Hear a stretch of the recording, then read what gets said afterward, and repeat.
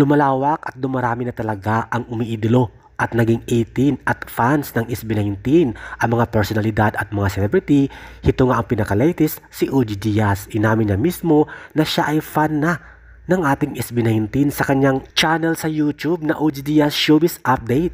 Matapos ma-interview ni OG Diaz si Stella Hero ay pinalabas nga mismo sa kanyang channel na OG Diaz Showbiz Update sa YouTube na inamin niya na grabe kayo SB19, fan na ninyo ako, lalo na kay Stel dahil sobrang bait, approachable at very talented daw itong si Stel. At totoo naman talaga na sobrang talented at mabait itong si Stella Hero.